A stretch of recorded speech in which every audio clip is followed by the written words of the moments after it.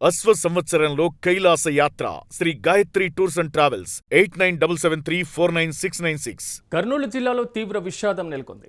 MRPS రాష్ట్ర working president TM Ramesh దారుణ హత్యకు గురయ్యారు. నలుగురికి మంచి చేస్తూ ఎవరికైనా కష్టం వస్తే ముందుండేటువంటి నేత హత్యకు గురి కావడం అందరినీ కలిచివేసింది.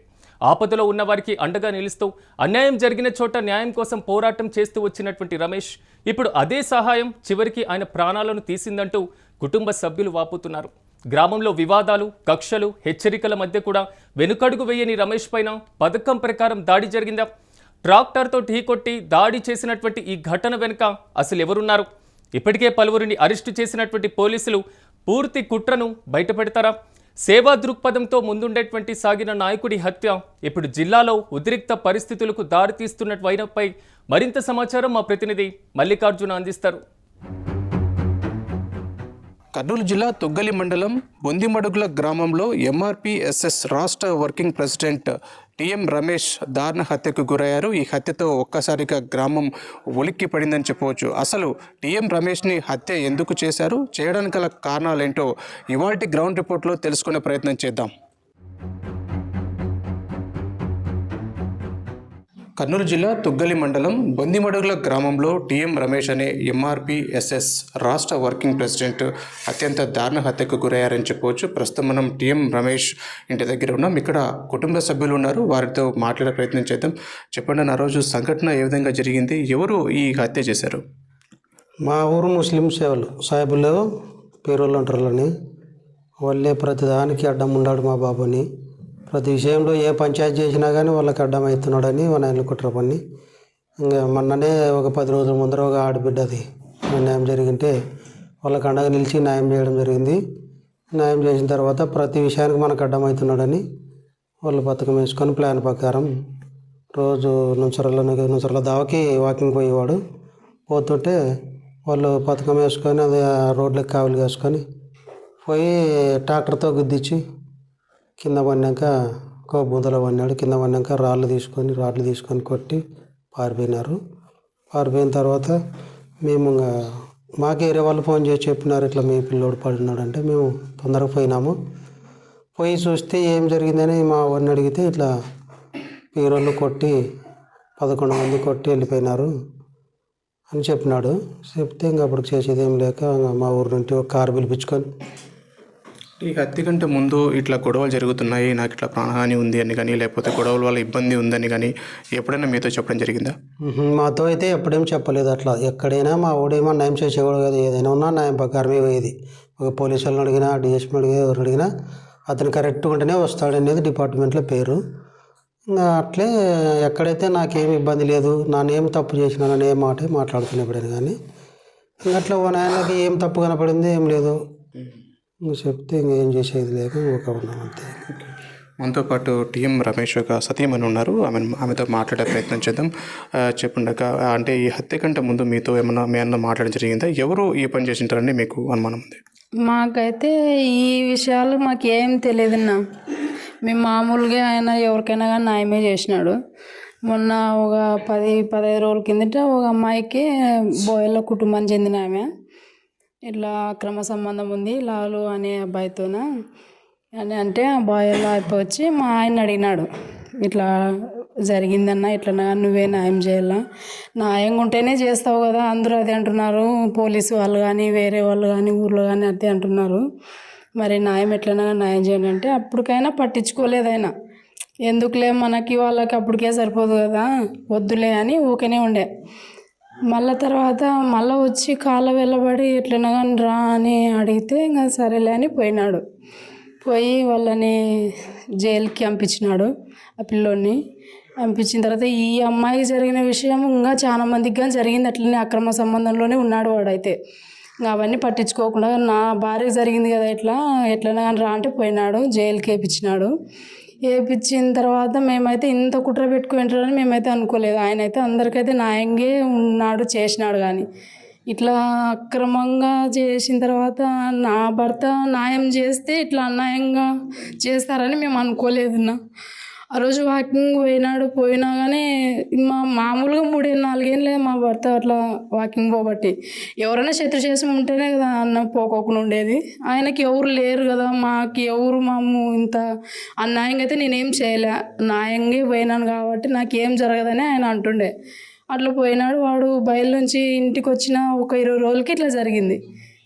అట్లా తెలిసినా కానీ మేము జాగ్రత్త ఉంటుంటేమేమో, కానీ వాళ్ళు అట్లా చేస్తారని మేము ఊహించుకోలేదు.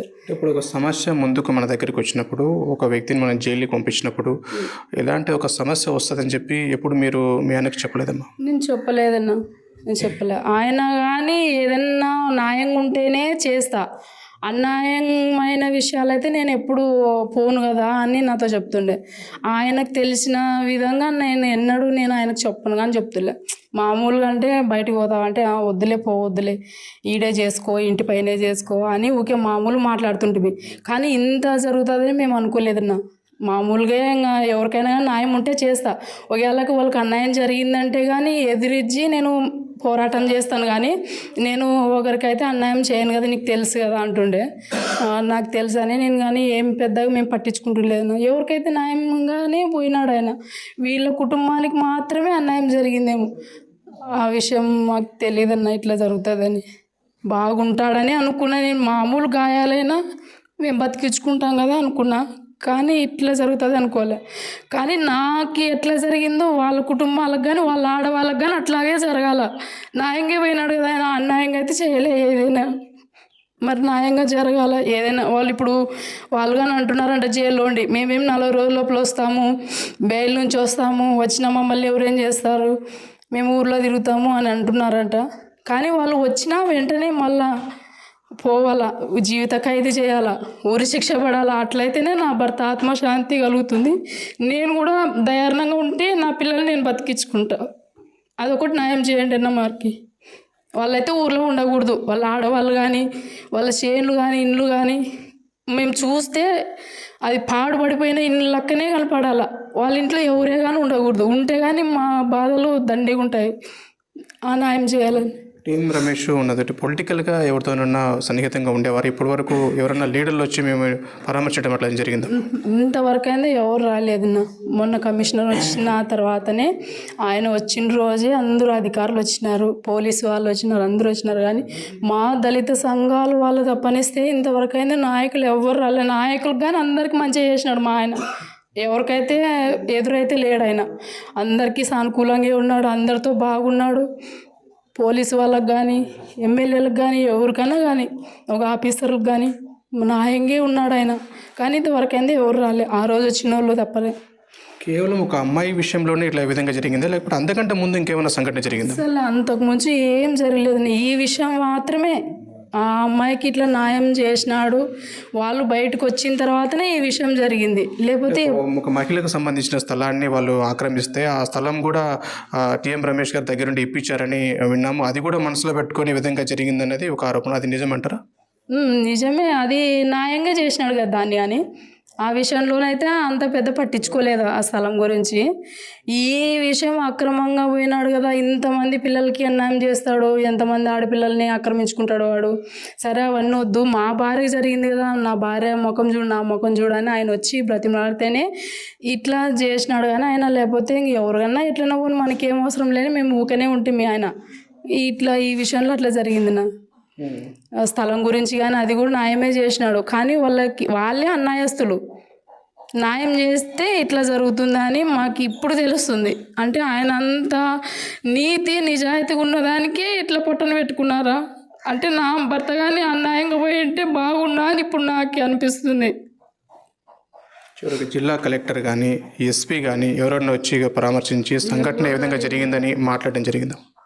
ఇంతవరకు అయితే ఎవరు రాలేదు, ఎవరు వచ్చి మమ్మల్ని పరామర్శించలేదు. కనీసం ఫోన్ చేసి కానీ అవునమ్మా ఇట్లా జరిగిందా అని కానీ ఎవ్వరు మమ్మల్ని అడగలేదు. ఇది పూర్తి స్థాయిలో టీఎం రమేష్ యొక్క సతీమణి ఆవేదన వ్యక్తం చేస్తున్నారు. తనకు ఏ పరిస్థితి అయితే వచ్చిందో వారికి కూడా అదే పరిస్థితి రావాలి. ఈరోజు అన్యాయంగా న్యాయం వైపు నిలబడినటువంటి తన భర్తను అన్యాయంగా వారు కిరాతకంగా కూడా హత్య చేసినటువంటి పరిస్థితులు ఉన్నాయి. కాబట్టి ముఖ్యంగా ఒక మహిళకు కావచ్చు, లేకపోతే అదేవిధంగా ఇల్లీగల్ కాంటాక్ట్ పెట్టుకొని ఒక మహిళను వేధిస్తున్న క్రమంలో కూడా చాలామంది మహిళలతో ఈ రకంగా చేసినటువంటి మైనారిటీ యువకుడు ఎవరైతే ఉన్నారో అతనికి కఠినమైనటువంటి శిక్ష విధించాలని చెప్పేసి అని కూడా బోయ సామాజిక వర్గానికి సంబంధించినటువంటి ఒక వ్యక్తి సహాయం అడిగిన నేపథ్యంలోనే అతనికి సహాయం చేసి ఎవరైతే అన్యాయం చేస్తున్నారో అతన్ని జైలుకు పంపడం జరిగిందని చెప్పవచ్చు. ఇక్కడ వరుసగా జరుగుతున్నటువంటి ఈ పరిణామాలను చూస్తే ఎదుటి మైనారిటీ యువకుడితో పాటు కావచ్చు, అదేవిధంగా స్థలం విషయంలో కావచ్చు, అంటే వరుసగా టీఎం రమేష్ అడ్డు తగులుతున్నాడు. ఇతను అడ్డు ఏ విధంగా అయినా తొలగించుకోవాలన్న లక్ష్యంతో కూడా ఈ మైనారిటీలు కాపుగాచి ఒక కుట్రపూరితంగా కూడా తన భర్తను అంతమొందించారు. పూర్తి స్థాయిలో ఎవరైతే ఇప్పుడు 40 రోజులు మేము బెయిల్ పై నుంచి బయటకు వస్తాం, తమకేం జరగదని చెప్పి ఇప్పటికే అంటున్నారని, ఎవరికైతే ఈ విధంగా చేశారో వారికి జీవిత ఖైదు విధించాలా, లేకపోతే ఉరిశిక్ష విధించి అదేవిధంగా గ్రామంలో ఇలాంటి వారు ఉండకుండా ఆ గ్రామ బహిష్కరణ కూడా చేయాల్సిన అవసరం ఉంది. తనకు న్యాయం చేయాలి.